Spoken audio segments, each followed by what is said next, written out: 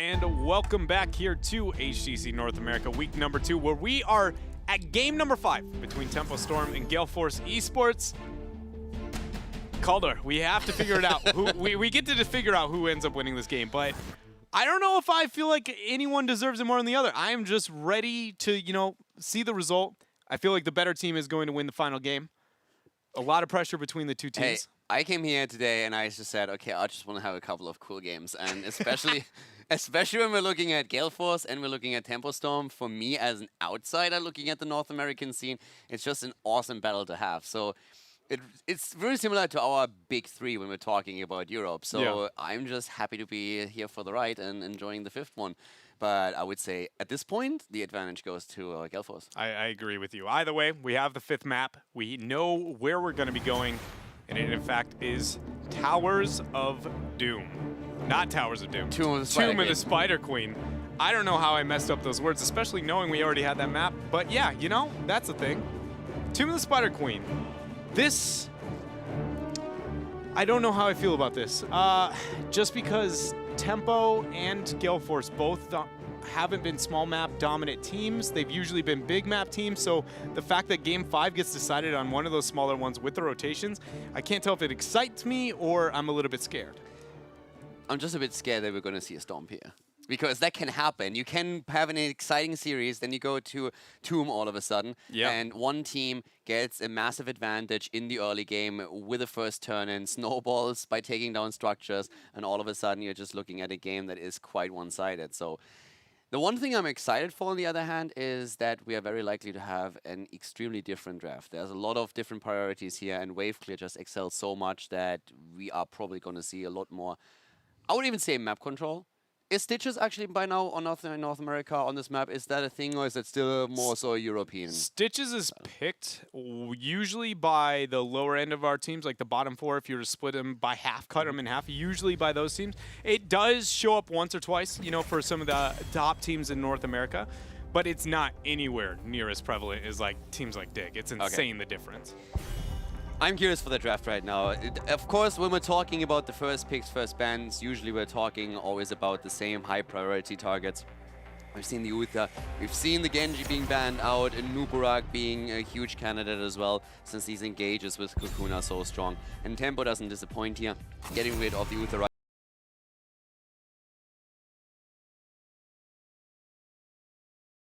Prioritize here. And, when talking about the map onto Tomb, that I was like, I don't look at these teams as necessarily high priority onto some of those smaller maps. Galeforce actually did pick the 4th game against Naventic. They picked Tomb of the Spider Queen. So this is one of their higher priorities, and Braxis was banned in the Naventic series. So essentially this could be their 4th tier map, the one that they prioritize. And so maybe I'm wrong. Maybe this is now a Galeforce thing where they put concern and focus into Tomb. I'm just really curious to see what the opening here is for them, because this is also a map where we have seen a lot of double support Vala. So at least on the European scene, when we look at the mid-season brawl, that has been really dominant. So that might be something that, in my head, especially Galeforce would possibly consider. We've seen Fan already on the Vala. That could be a good choice here for them going into Tomb now. Yeah, I agree with you. It's one of those things that I would expect it even in NA here to pop up, but they disagree. They're going to go with Tassadar and Arthas.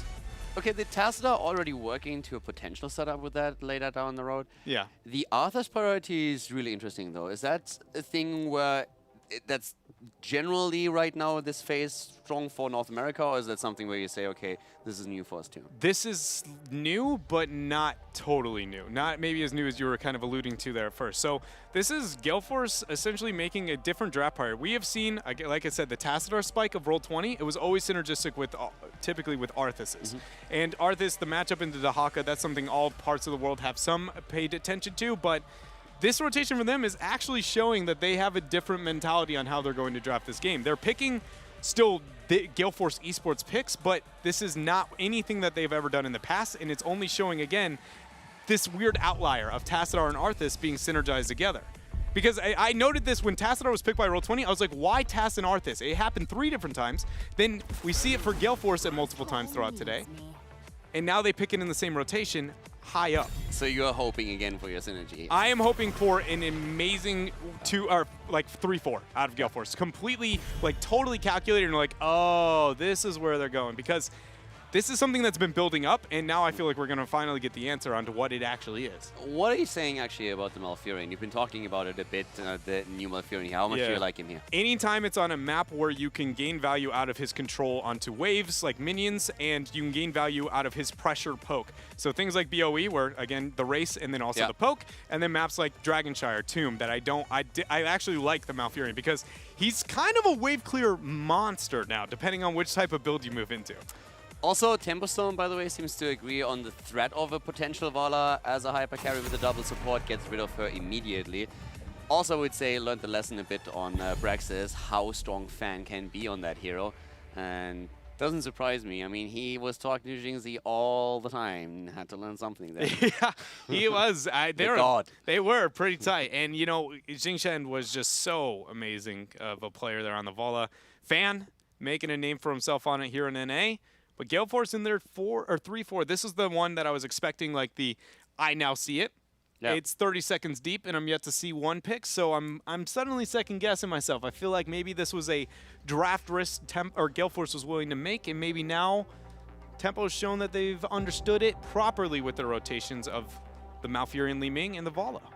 Yeah, for me, you have to have something together with the task. You're looking for that second support, and then you really want to enable something here. So the question is always, what is this? Could that be the Lunara again? Because let's face it, K1 Pro excelled on it on the last map. And this is another good map for Lunara. Wow. Ooh, they go into a Tracer. And we have the Stitches. I was asking for the Stitches. I like the Stitches. Yeah. But the Tracer I didn't expect here. I didn't expect the Tracer either, to be honest. Again, Roll20 is one of the only teams in North America that has felt comfortable bussing out the Tracer on a small map like that. In the past, it felt like it was specifically into Varian to try and bait out the taunt. Tracer goes out, pew pew pew, Varian goes in, triple dash out, and suddenly Varian is actually killable. But that is not something that they're concerned about. It's not like, oh, we expect it to come out. Galeforce is just flat out saying we can run Task Tracer even on small maps. What's the counter argument against simply picking up the Lunara here again? It feels to me right now fantastic. If you go Projectile, you can, if you want to run it, even go into unfair advantage if you're not afraid of the Li Ming, where you would take the Greater Spell Shield. You made me feel like a dingus before with the Tracer conversation. I got to make you feel like a dingus now. I mean, you could use a full support. Sorry? You could use a full support. Yeah. On the side of Galeforce. No, I mean not now. Instead of the Tracer. Oh, okay. I thought you were like going, oh, last pick, and I was like, oh, here's my moment. Justice.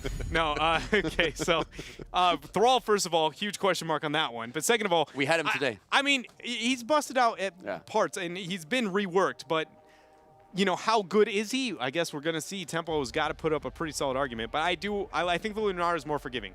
Anytime you pick a Task Tracer on a map where macro and wave clear is very focused, I go, you just put so much pressure on your shoulders for almost no reason.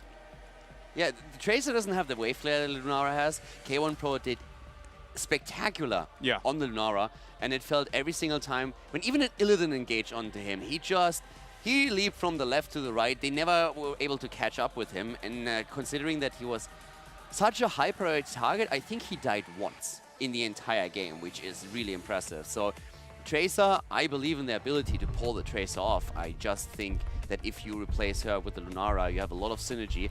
Arthur's with a slow, so if you are willing, for example, to say with a double support, you can keep her alive even without Greater Spell Shield, then you have so much damage output there.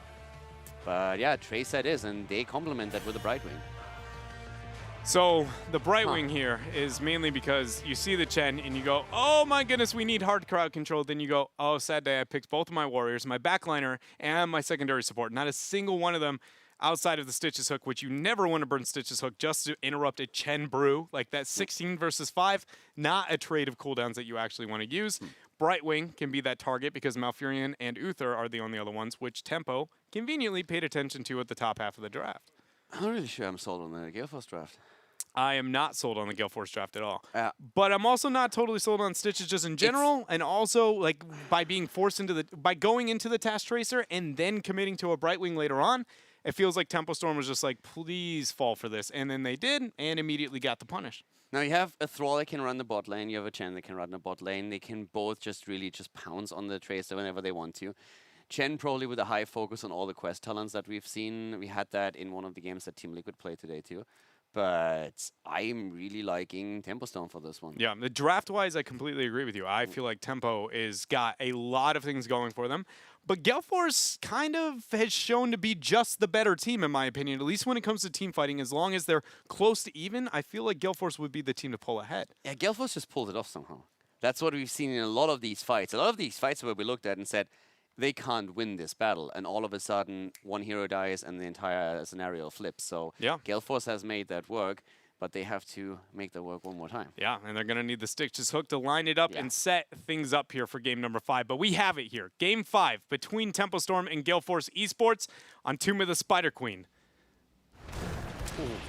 Gonna jump into the game, ladies and gentlemen. We are on Tomb of the Spider Queen, our last and final map here at the HGC North America between Tempo Storm and Galeforce eSports. Cattle on an Uberak, Fury on Chen, we have Psalm on Thrall, June on Malfurion, and Cawthon Luck on Liming. And in the red here, we have Galeforce eSports, where Mike Udall will be playing the Arthas. Fan will be on Tracer. We're going to have King Caffeine onto the Stitches. Next, you know, we got K1 Pro on its Tassadar.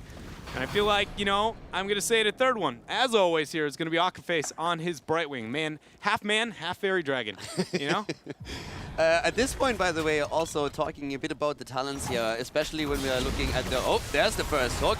Lands this one already, but immediately we have an Uberak dashing in, putting Caffeine under a lot of pressure and trying to take him down. But that is an explosive start into the game. And man, I really want to see how much Fan can do here. That constant poke of Thrall alone is something that really worries me when we're talking about Tracer. Well, catching out June early on might be a nice start here, as that is now first blood going over to Galeforce eSports. Yeah. Most importantly noted, you know, that can't be the last one. That Galeforce is the team that has to keep up the tempo. You know, conveniently against Tempo. They have to keep up the momentum. I'm sorry, sometimes, you know, I realized it was a poor choice of words. Hunmaster 2000. Yeah, they very much do need to keep up that kind of momentum, though, because of how they've drafted. One kill like that, Tempo just goes, well, as long as experience isn't that bad into their favor, we're fine. We have better laning, we have better control over the early stages of Tomb of the Spider Queen. Damage in general is going to be really interesting for Galeforce. It seems that everything they can... So much really hinges on the hook. Yeah. If you get the isolation, you're golden. You can later on then use your tools with the force wall if you want to. You could go to Archon if you say, hey, we're just interested in more damage here. But overall, it seems that this is going to be a really rough draft to pull off. Nice. But they get the hook again, and here comes Cattle helping out Fury. Once more, Michael Udall with a triple Howling Blast. He is a beast on that, and Cattle is actually exploding. Galeforce is making this work, but the counter kill against Tracer. That was such a beautiful recall there, and the punishment coming out from Tempo Storm to make sure they get the pick on to Fan. But the trade is, you know, maybe closer than Galeforce would desire for very early on. Again, they have such a, you know, skirmish pick-oriented composition. Talking about picks, another hook. Jay, is it you? That's the second time hooks come out and not an immediate polymorph, and I don't know if that's because of the cooldown or they're trying to wait as long as possible. I'm just impressed by the hooks from Caffeine. This is the third one that he just hit spot on in a row. I mean, that's a good point. Might have a third here. Cattle should have the burrow on out. Mini Wave is going to be attended to, as 4 talent here is picked up for both of these teams. So once again, we're having at this point the Frostwolf pack taken on level 7, which means that you cannot die here. You need to really make sure that you line those up perfectly if you want to complete the Death Quest talent. And also, on Malfurion, we have got the Vengeful Roots picked up there, so it's going to have the Treant, and then hitting multiple Entangling Roots will be able to increase the Treant's damage. All about broccoli. It's all about broccoli. You know, the value, man, I'm going to be looking forward to see what impact that has here for June in this game, because it's a talent that, since the rework of Malfurion, I'm going to be honest, I'm not going to say it's right nor wrong. I don't honestly feel like he has strong enough of like outlier talent to be like, this is and this is not. Now, another talent that actually, for me at least, is a little bit surprising because we see quite a bit of Chen on the European scene as well, is the level 4 that we have for him right now. Do you think this is an adaptation in talents just for Tracer, so that you're trying to get a bit of extra damage in? I mean, if you were to build a standard for North America, we actually see more flying pick build than we do see like kind of Donkey Kong barrel focus.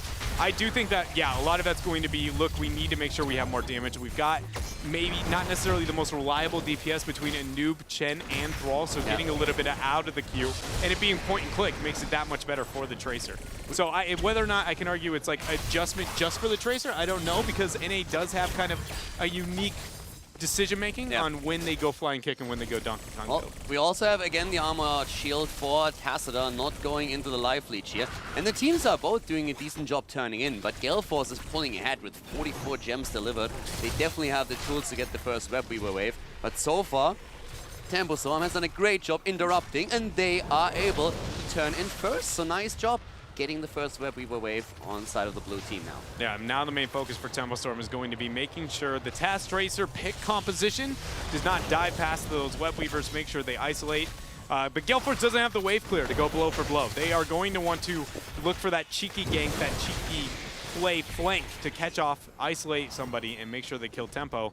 And meanwhile, Tempo should just be an absolute bully here with these Web Weavers. Also, a quick update on Psalm and his level 4 talent with the Frost Wolves. He lost the stacks. He had 4 and then missed the Frost Wolf, so he is already back to 0. But here in the middle, a lot of pressure pulled onto the structures, and this is definitely going to be a wall that falls. So Tempo Storm is picking up some extra experience. Question, of course, always remains, how much can they really accomplish here? Because still, Galeforce doing a fantastic job keeping up in the XP and only just marginally behind. Yeah, this is not good for Tempo. They wanted a lot more out of that front wall. And talking about that dive pass fight, without any Web Weavers up, that's going to be the members of Galeforce getting aggressive on the Psalm. Parting Gift isn't enough, but it was a message sent pretty thoroughly to Tempo Storm. It gets out of there, and that's the most important part for them, of course. But if you look at experience, this is a bit crazy.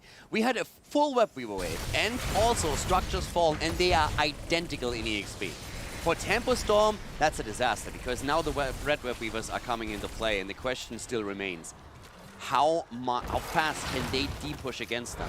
Because if Galeforce hits an early 10 here and gets the second wave, that would be a problem. And also, Strangling Vines picked up here for June. Is going to be reducing the healing from all sources by the targets caught into the Entangling Runes by 30%. Do you really think this is something where you get a lot of value considering that Brightwing is in here? Brightwing and Task, yeah, they're both like non-healing supports, so I do kind of guess, you know, I am questioning the talent, but it's also, I could see the argument if that's like the standard build whenever you move into the level 4 on top of it all, but yeah, it is questionable on whether or not it's going to be effective in this game. Maybe he's really banking on Blink Kill being picked on 10, and that's going to be used as a last resort to keep a target alive? Yeah, it just comes down to whether or not that trade-off is worth it compared to any of the other ones, right? Like the pressure you can get in the utility you can provide at the new 7 talent tier. I mean, whatever the case, Galeforce is definitely putting Tempo Storm in a very awkward position here, and Tempo Storm is struggling. Yeah. The level 10 ability that Galeforce has picked up allowed them to just push really hard. Tempo Storm lost the fort at the bot lane as a result. Chen couldn't go in deep. There was too much pressure, and without the level 10, you just can't move up. Finally, Tempo Storm picks it up. And this is really where they have to try and look for fights now. They still hold a ton of gems, so that's great. But both of the teams basically have the ability to get a full turn in just a few seconds. It's going to be available here in a moment. Galeforce does have enough to be able to confirm the turn-in completely. Fan distracting those beetles, but Cattle moves up. Does get an interrupt on... No, he doesn't actually. Mikey Doll got the interrupt and Aquaface pulled away, so that is worst case here. Now Psalm, he drops the Earthquake. Army in Cocoon as well. They're jumping in. Fury is already on Tacita. Fan is out of the Cocoon, and they're still blasting away here, but Galeforce walks away from the fight, only committing a single cooldown to it. Whereas especially Earthquake was a huge commitment on the side of Tempo. Yeah, and it only cost him Army of the Dead. Now Galeforce is going to reinitiate. Twilight Dream is dropped, but it only hits Stitches. Now Cattle cannot get away from the slows here from Mike Udall. Fan is just going in. Oh my god. Triple kill on the side of Galeforce, and that is a ton of gems lost already. Fury is attempting to pick up as many as he can, but that does not bode well for for Tempo Storm, and Galeforce just runs straight to the boss and says, boys, we got this. Yeah, this is now a huge opportunity here for Galeforce eSports. And, you know, I'm going to be honest here. Like, this Galeforce, man, is so just scary. Yeah. Like, Fan looks like a different beast. He's like, I got K1 and Cap with me now. It's good. And he is just unloading. Fury, 23 gems. Oh, and he goes down. Chen is dead, and so is Tracer. Boss, by the way, was not taken, and they still have the cocoon here. They sacrifice him. Brightwing has a blink heal up, but they give it away. There's no minion. I don't even think I saw the model. Yeah, me neither. There's just a dead Brightwing. He just insta-died. But that was Galeforce getting too greedy, going for the boss at the top and fighting that battle while the cooldowns or the death timers were still so low that Tempo Storm could easily come back into it. They get the Web Weaver wave, but there are 2 heroes down, so there's time for Tempo Storm to work on the defense. Galeforce, this is mistakes they can't make. Yeah. They are not really getting punished for it too hard just now, but stuff like this can really backfire. They might get punished there. That is going to be Stitches in a bad spot. Twilight Dream, it's used. It seals the deal, and now Tassadar is going to be the focus. Nice dimensional shift. Parting gift on out. Fan is just angry right now. Yeah, Fan is popping off here. Getting the kill against Malfurion with a parting gift. Moving in deep for it. 13 talents secured by Galeforce, 4 kills against 7 in their favor, and Tempo Storm just trying to get that half level that still divides them from the 13 talent. My goodness here. Now, that was bottom Web Weaver, the focus up on the mid. Just when you look at the compositions, and you told me that this was the moment that we would experience in the game, an entire level lead, and that after 2 Web Weaver phase, Tempo Storm would find themselves on the back foot structurally, I would have been like, Galeforce had to have just dominated fight after fight. Yeah. But there's only been 1 fight. And yes, Galeforce did win it, but I just feel like that early Web Weaver phase and how lackluster it was for Tempo has put them into this circumstance. Yeah, they lost a lot of experience in waves apparently, because even after they took 2 walls down, there was never ahead. It was Chen rotated out from bottom and Arthas remained bottom the entire time, and then they didn't force with the Chen throughout mid. Talking about Chen though, he was hooked up here on top. Fan's not going to have enough pressure to zone it out. Tempo does have the same talent here now, and they've got enough gems for a turn in. But if Galeforce gets this fight and wipes them, the win condition for Tempo Storm essentially just disappears. They need to get these gems turned in. They need some value, and a kill would be fantastic for them. They're trying to get it. There is already the cleanse being used though. Cocoon in the back, bursted away by Fan, immediately reacting to it. Great move. Oh, that Twilight. That can't just go on to Arthas, and he's going to be able to survive. Oh god, if they add... Oh, the helping hand! The Fiend! He's a god!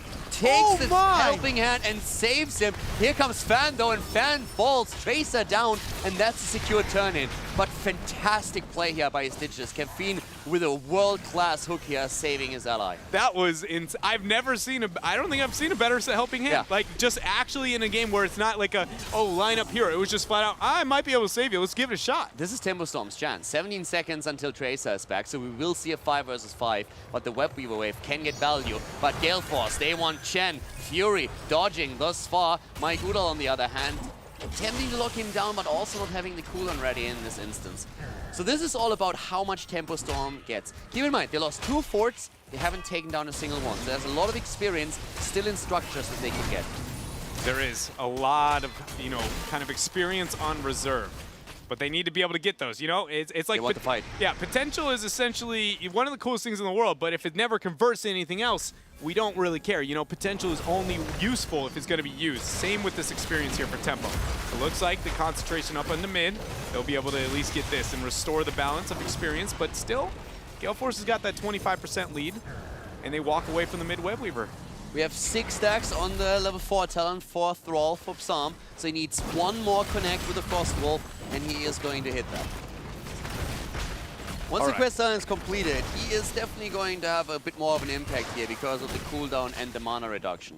So both by 50%, so you can throw that out a lot more often, and that would really help them to lock down targets here.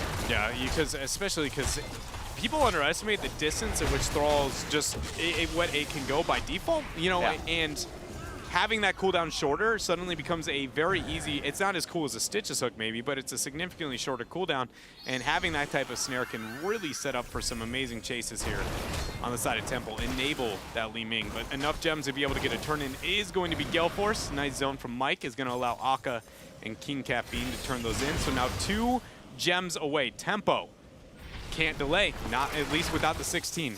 Also noteworthy is that Anubarak actually started to switch his own build up a little bit and going really hard into the carapace on level 7 and level 13 here. Trying to dish out a bit more damage now too. But that's where we were wave. This could threaten a keep at this point. Of course, Tempo Storm should have the level 16 talent for their defense by then. But they are definitely the ones who are playing way more defensive. And look at Caffeine, he's already setting up for a hook. No fishing hook, so not huge range, just, you know, half of your screen, not the entire screen here. Still scary. Yeah, Galeforce moves up. Nice knock up here, a lot of feel and pressure, but it's the top and mid web, bottom web weavers that are the problem here. Galeforce is just going, pay attention to us until those gain value, and then when you have to respond to those, we'll move up, and it's just taking free structure for now. Fury. Tempo Storm goes, they go in, and they're trying to hit them. Here comes Li Ming! They kill! Did it. You know, I didn't think that they would actually have the burst immediately there, but Twilight Dream being used so early on for June nets them a kill, but is it enough here? The web weaver's still a problem.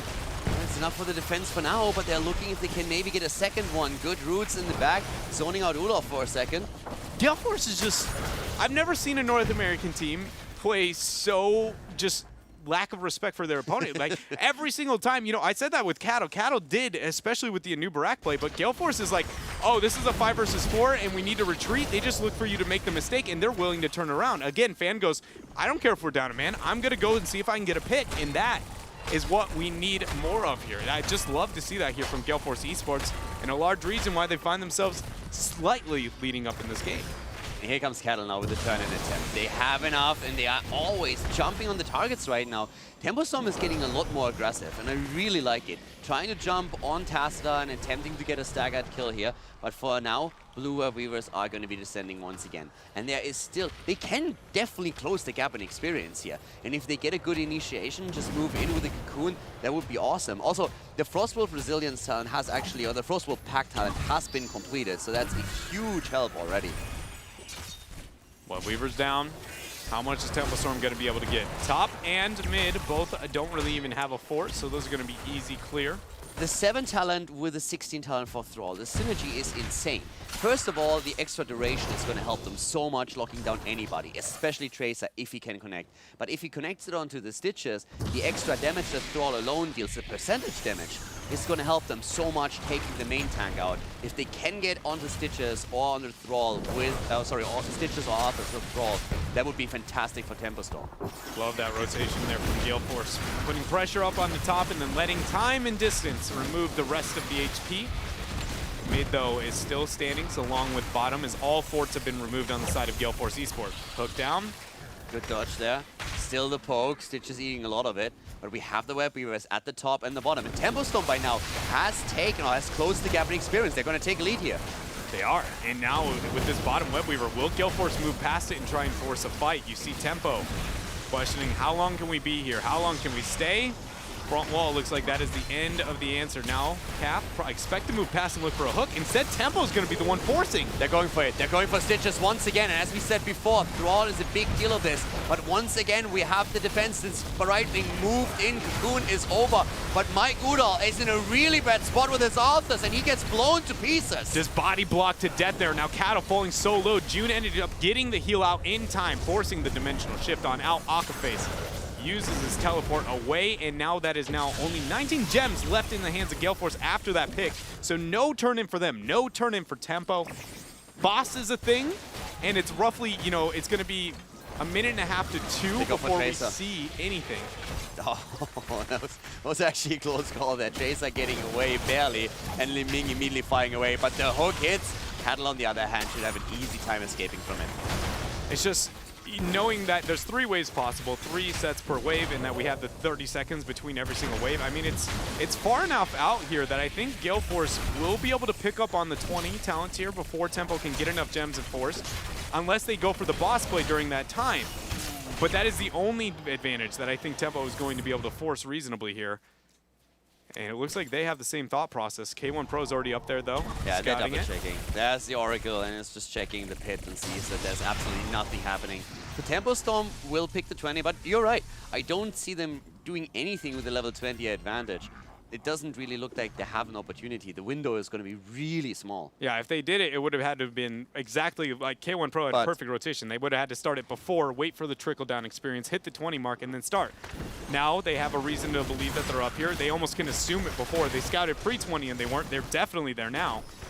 Yeah, they're moving up, but that boss is Might falling be too fast. late. And they have Cocoon. I think it is too late. Yeah. And the rewind as well. No way. Yeah, there is absolutely no way. Well, the Thrall bolts over. Well done.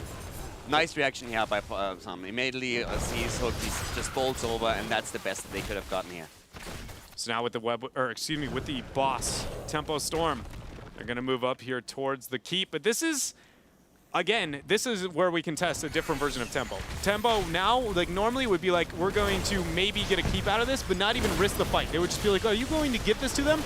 New Tempo is going to look at like Galeforce in the eyes and just try and force. They have the potential to force this hard, I think, and they are already attempting to do that. Anubrak moving in once. Still dancing around here in the back. They're just poking away, but I think if they see a chance, they will go for it here. Hook down, not going to land. But I have to kind of agree with them moving back at this point. Galeforce played so passive behind it that they just said, we're going to lose the keep anyways. Yeah. So don't move up at all.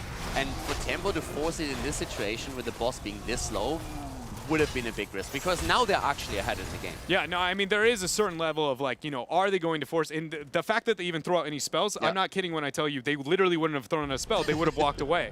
Like, so even that is a major difference. Okay. Like, I legitimately can tell you that I experienced a moment where they had that and a Web Weaver face and just didn't take a risk at all. They're like, we're just going to give it up. We're going to push elsewhere. Played this slow, stalled out game. But at least here, you saw them go, hey, can we get maybe a pick? It didn't work. We'll take the keep. We'll move away.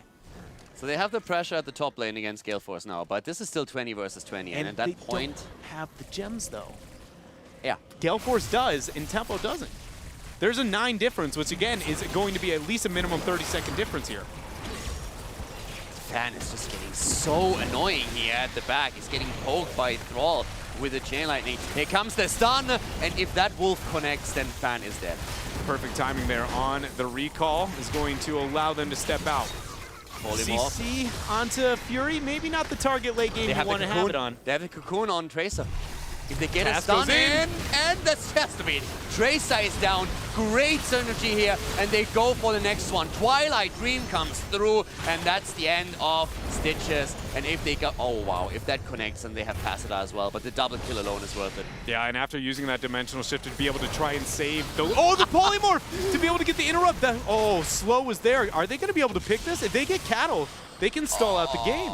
That was Cattle with a big mistake there. Yeah, and almost a huge punishment coming out from Galeforce. Yeah, if he dies, that would have been a disaster. But they go for Arthas, and here comes the stun. The cleanse is out, second stun comes in. Are they going for it? They have the damage. They can go for Mike Udall, and they're attempting to. Arthas not down yet. 20 seconds. That's not enough time to drop the core. And look at Polymorph. They didn't get anything out of this. They did it, but they got Tassadar. Li Ming, at the end of the day, they got a Tassadar. Now Tempo feels it's been too late, too long. They cannot end the game there. They're going to retreat. They're going to focus on the turn-in, but that turn-in is got to be the win condition. Now let's look at what time-wise that actually means. 30 seconds less than that. It'll be probably 25 seconds and Tassadar will be alive, and that's enough for Galeforce to be able to stall this Wafer phase as well. I mean, let's break this down real quickly. Tempo Storm gets a double kill, and that is a great potential to end the game. But then we have Cattle just ending the burrow too early, riding into the wall, getting polymorphed, eating the damage, needing to save him. They lose precious time. He's low on HP. They try to move through the top, but get stopped.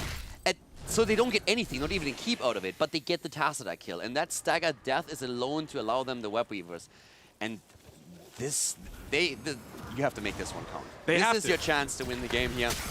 And if you don't take it, and if you don't get anything out of it, then your opponent still has a turn-in available. And also, Tempo is looking to cycle the pressure out through mid rather than up on the bottom. Bottom shows more of a, we want to end this game, whereas mid is more of a stall tactic. It's just the distance between, forcing Galeforce to make a split choice here. And now K1 Pro up on mid. He's going to survive for now. Hook. That's a lot of pressure now. There's going to be double Web Weavers on the core in just a moment. Okay, so here we go. This is Tempo with a huge opportunity. They back out. That Web Weaver, by the way, is just crawling at the side. I mean, seriously. Yeah, it got baited. So how that actually happens is you have to provide vision for it. Oh, providing vision. Mike Udall, he's out. He's very low, but the cleanse is there. Now Fury, Storm Earth fires, interrupted. Pulse bomb. They get him! Oh, they get the Chen! Here comes the Twilight Dream though. Malfurion tries to help them. Arthas lives! Down Arthas, and he lives! The cocoon is over. Core is still being attacked by the Web Weavers, but this is the end of Thrall. This is Li Ming falling. You are kidding me! And the hook there on to June is gonna lock it down! Galeforce, I don't think they can risk this one. I'm sure that they have got this game. Oh, no way. They're going to... I just said that, and I might regret it. I might regret it. They're going to go mid. They have to... Okay, Calf should wear every minion and wear all the CC. If somebody has to dismount, make it only be one person. Fan did it, now all three. Right. So they're going in. They're going to go for the keep. They have 20 seconds until Chen is back. That has to be it. Tempo, again. They did it on Braxis. No, Galeforce did it on Braxis. My bad, but this is... They're definitely going to get the core here. That's it. Galeforce takes it. Galeforce goes in and takes the game. Tempo Storm losing every single hero on the right side as they attempt to take it down. And all of a sudden, Galeforce emerges victorious. A reverse sweep against Tempo Storm. A reverse sweep here against Tempo Storm. And you know, I almost want to say, like, I feel like a lot of people at home, yeah, it's justice. Like, I feel like Tempo, like a lot of people at home are going to be like, well, Galeforce didn't have the right to win that last game. But then you can look at game 2 and be like, who had the right to win that one? So in the end, both had a crazy, can we end the game? They took the risk, and both times it failed, leaving to the rebuttal. So I'm feeling like it's just exactly that. Justice is probably the best way to put it. But if you're in Tempo, that still hurts. Yeah, it still hurts. It does. But to be frank, I personally feel like Galeforce showed they were the better team in these series. I would agree with that. The games that we've seen so far were really strong by them. But on that last map, Tempo, they had the chance twice. And they didn't use it. And then we saw that last fight happen in Galeforce. They just turn it around and take them down, every single one of them. That was quite impressive. So we have the reverse sweep actually happening. Galeforce takes the series with a 3-2 victory. Impressive. Yeah, impressive. And again, it's more than just that. It's impactful. It means a lot to the standings here in North America. If Tempo won that series, then it would have led it to a situation where it's like, we have no idea. You know, again, assuming we don't have any major upsets, just, you know, history repeating itself, that would lead to like a, oh man, we have no idea at the top of North America who we're going to be taking. But now that Galeforce gets that, 3-0, right? It's for what? I think they have a 3-0 in the standings, if I'm not mistaken. Galeforce, yeah, they're 3-0, and they most importantly, it's who they beat. It was Roll20 and Tempo, and again, those were the only teams who were even close to competing with with Galeforce eSports throughout all of Phase 1. Definitely an impressive showing there, and especially Fan. Wow. Not only the Vala that we've seen on Braxis, but then all the heroes that he played. Then the Tracer on the last one, that was just a cherry on top of the cake. It very much was. And, you know, talking about Fan, I'm one of him, and we've got him with us. So, Fan, how's it going over there, man? Hey, guys. What's up? It's going pretty good. Really happy that we beat Tempo. It was pretty hectic because we super freaking threw on Braxis, and then it got really hectic, but really glad we managed to win regardless. I just want to know, mentality-wise, just, you know, it was a roller coaster from our end. How did it feel from your guys'? Was it confidence and just trying to keep cool, calm, and collected, or was it more of a, you know, a panic and everybody just adjusting properly? For this, it's interesting because I felt like for our roster for Phase 1, it was either we would stomp someone or we would lose the first game and get really tilted and lose. We were always like 3-2 win or like 2-3 losses. But right now with our new roster, it feels like even when we're really down, we've been down pretty much like almost in every series, either down a game or like down in the second game, stuff like that. But we seem to be able to just keep calm, keep playing well, and pull it back. So really happy about that. You got anything? Yeah, I actually just want to say, I want to ask what you say about the roles that you're playing right now, because we've seen in every single game, I think another player really carry. We had on Battlefield of Eternity, for example, K1 Pro on the Lunara absolutely excel. Illidan didn't even touch her. Then on the last map, we see you on Tracer, which was fantastic. Before that on Braxis, the Vala play. So it seems that in every single game, you have one player that stands out, and it's not even one star player, it just rotates through. Is that a correct assessment, or was it just how the games went today? Yeah, I think so. I mean, everyone already knows, like, Michael, me, and Akka, we've been on GFE for a long time. We're all pretty solid and we can make plays. But I think the main thing was, like, a lot of people were questioning K1 and CAF, and, when we picked them up, they were really questioning it. And, like, to be fair, we weren't sure either, but I think you kind of see like a bit of the old C9 synergy there as well. Everyone for the past year, they've been saying like, oh, C9, they won BlizzCon 2015. It was a easy tournament, even though like people in L5, Dig, Liquid, Fnatic were all in that tournament. They're saying like C9 players are washed up, stuff like that. But I feel like BSTEP just didn't have the right environment for them. They didn't have the right training. They didn't have the right mindset. They didn't have the right drafts. They didn't have the right roles. So we're looking to kind of fix all of that. And I don't know, it's still really sloppy, but I'm really proud that we're showing you a little bit of what like kind of the old C9 was. Like just okay, anyone can pop off. You're alluding to potential here. If you would judge your team from a potential perspective, let's say on a scale from 1 to 100, where do you think you guys stand? What can you achieve? What is the GFE that we see right now, and what do you think you guys can accomplish here? I mean, we're probably at like 70% out of 100. Like we've been playing for like a week or two. Like mistakes are everywhere. We throw constantly, stuff like that, But yeah, I would say we're at maybe 70%. We can get definitely a lot better as we practice more. Looking forward to it. Thank you.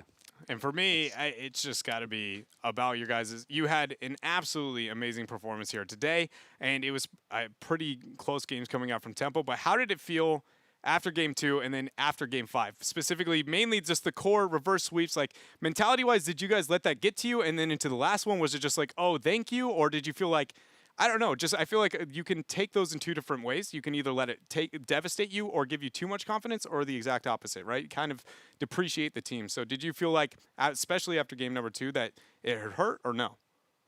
Not that much, because it's like after a game like that, we basically feel like we outplayed them through the majority of the game and we should have won the game. So it's just like,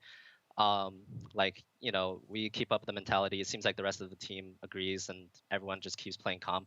Like personally, I've been telling Sam that I'm going after him for like freaking an entire split now. So I get really mad when I lose to Tempo. So I don't let it affect me. That's awesome to hear. I mean, that's it for us. You got any shout-outs you got to throw out, before you go? Yeah, shout-outs to our wonderful sponsors, NVIDIA, Gunners. Guys should get a pair. They're awesome. MetaThreads, Twitch, of course. And shout-out to my teammates. We've been synergizing, I think, better than anyone expected, really. So it's really awesome. Shout-outs to all our fans for watching us. And, yeah, shout-outs to you guys for casting, Caldor covering for Gilly. You're the man. Thanks. She's going to be back soon and take over again. Don't worry. She will be back very soon. But thank you very much, Fan. Always a pleasure. And good luck next week. Thank you. Bye. Well. Awesome. Aldor, I don't know how to say this, man, but that was only the first series. It's been a doozy. Maybe yours. It's only been the first series here for HGC North America. We're going to go to a quick commercial break, but when we come back, it is Roll 20 taking on Navent. They back out. And we